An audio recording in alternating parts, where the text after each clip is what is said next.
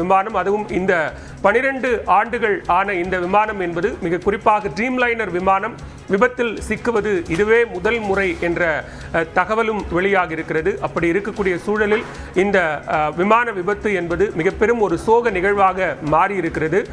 குடியரசுத் தலைவர் திரௌபதி முர்மு, பிரதமர் நரேந்திர மோடி, அதே போன்று எதிர்க்கட்சித் தலைவர் ராகுல் காந்தி, காங்கிரஸ் மூத்த தலைவர் சோனியா காந்தி உள்ளிட்ட பலரும் இந்த விபத்து தொடர்பான தங்களது இரங்கல்களையும் வருத்தங்களையும் பதிவு செய்திருக்கிறார்கள். இந்த சூழலில் குறிப்பிட்ட விபத்து நடந்த இடத்திற்கு மத்திய உள்துறை அமைச்சர் அமித்ஷா, குஜராத் முதலமைச்சர் உள்ளிட்டோரும் அங்கு விரைந்து மீட்பு பணிகளை பார்வையிடக்கூடிய சூழலும் தற்போது தொடர்ச்சியாக நடைபெற்றுக் கொண்டிருக்கிறது.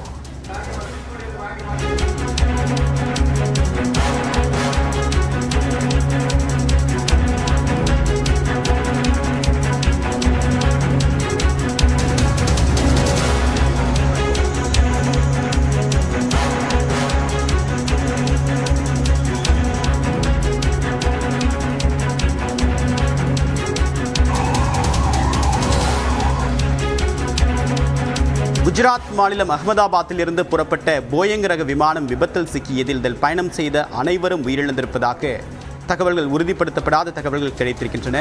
ஏறக்குறைய 170 பேர் உயிரிழந்திருப்பதாக உறுதிப்படுத்தப்பட்ட நிலையில் இந்த விமான விபத்தில் தற்போது அங்கு மீட்புப் பணிகள் தொடர்ந்து நடைபெற்று வருகின்றன.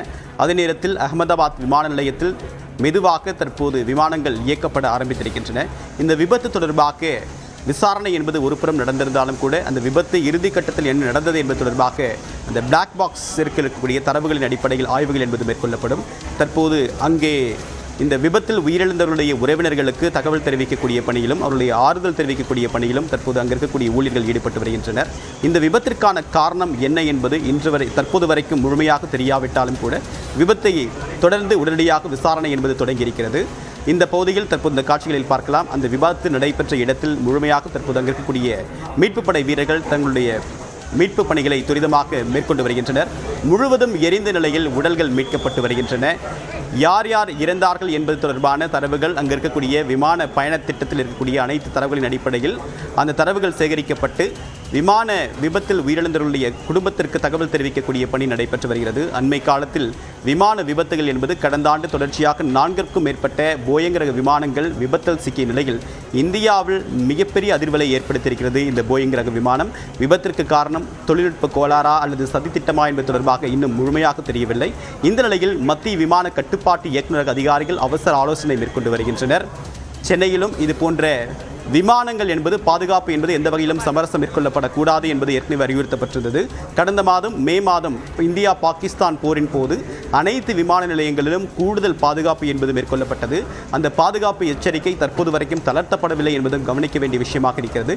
இந்த நிலையில் அகமதாபாத் விரைகிறார் ஏர் இந்தியாவுடைய தலைவர். இந்த நிலையில் விமான விபத்திற்கான காரணம் குறித்து தற்போது விமான கட்டுப்பாட்டு இயக்குநரக அதிகாரிகள் ஆலோசனை மேற்கொண்டு வருகிறார்கள். அடுத்த கட்ட நடவடிக்கை மீட்பு நடவடிக்கைகளை எவ்வாறு துரிதப்படுத்துவது, உறவினர்களுக்கு இதுபோன்ற விவரங்களை சேகரித்து அவர்களை தொடர்பு கொள்வது எப்படி என்பது போன்ற அனைத்து நிகழ்வுகளும் தற்போது நடைபெற்று வருகின்றன.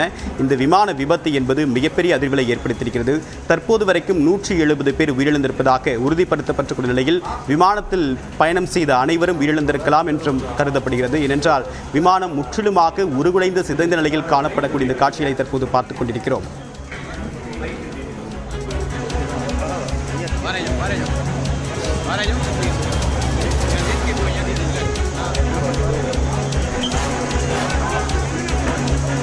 மத்திய விமான கட்டுப்பாட்டு இயக்குநரக அதிகாரிகள் தற்போது விசாரணை என்பது மேற்கொண்டிருக்கிறார்கள். தீவிர ஆலோசனை மேற்கொண்டு வருகிறார்கள். இந்த விபத்துக்கான முதலில் தற்போது மீட்பு நடவடிக்கையில் தான் இதுபோன்ற விமான விபத்து நடைபெற்ற உடனடியாக மீட்பு நடவடிக்கையில் கவனம் செலுத்தப்படும். அதற்கு பிறகு விசாரணை என்பது நடத்தப்படும்.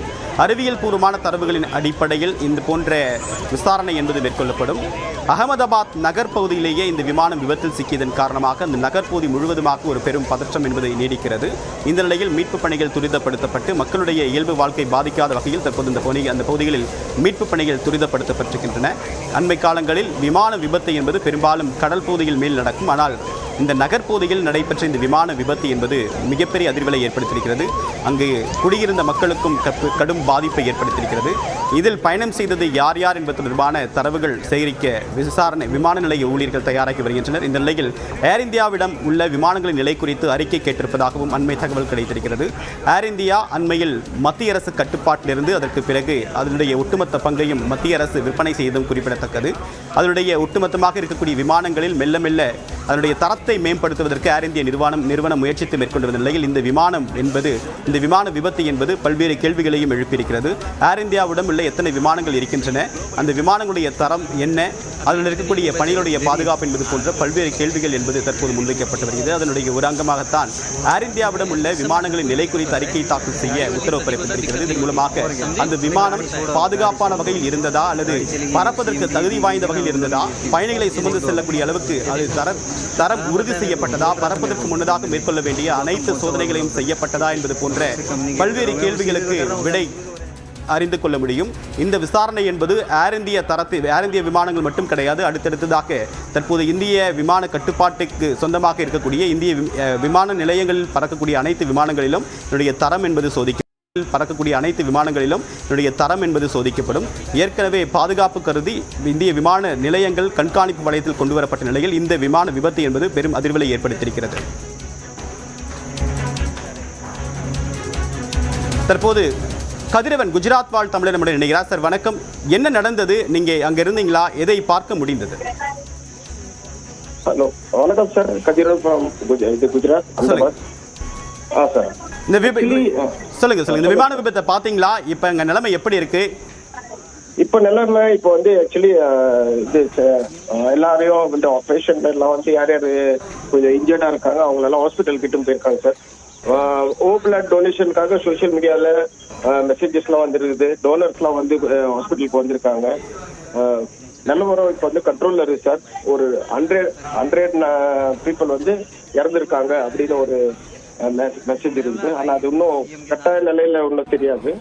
அது ஏதோ இனிமேல் தான் அது வந்து நியூஸ் வந்து அதுக்கப்புறம் தான் தெரியும் கட்டாயமா எவ்வளோ. அதே மாதிரி farmer chief minister Vijay Rupani sir இருந்தாரா இல்லையா அந்த ஒரு டவுட் இருக்குது. அவரு 2வது விமானத்துல இருந்தாரா இல்ல இந்த விமானத்துல இருந்தாரா அது உள்ள உறுதிதான் அவங்கள. இப்ப சரியா எந்த இடத்துல இந்த விபத்து நடந்தது சார்? அங்க இது ஆக்சுவலி ஏர்போர்ட் கரெக்டா ஏர்போர்ட் பக்கத்துல சிவில் ஹாஸ்பிட்டல் இருக்கு சார். சிவில் ஹாஸ்பிட்டல்ல இந்த டாக்டர்ஸ் இருக்காங்கன்னு சார், இன்டர்ன்ஷிப்காக வர டாக்டர்ஸ் அவங்க குவார்டர்ஸ் மேலேயே வந்து இருக்குது. ஆமா சார், அதுல ஒரு நல்ல இது என்னதுன்னா எல்லா டாக்டர்ஸ் இந்த ட்ரெயினி டாக்டர்ஸ் எல்லாரும் வந்து டியூட்டிக்கு போயிருப்பாங்க. சில பேருக்கு இன்ஜுரி ஆயிருக்கு. நீங்க எல்லாரும் எல்லாம் சேஃபா தான் இருக்காங்க சார். எல்லாரும் இப்ப வந்து சேவையில இருக்காங்க. விபத்துக்கு காரணமா ஏதாவது தெரிய முடிஞ்சது? அங்க இருக்கக்கூடிய தகவல் ஏதாவது கிடைச்சிருக்கா? ஏதாவது கேட்டதா? என்ன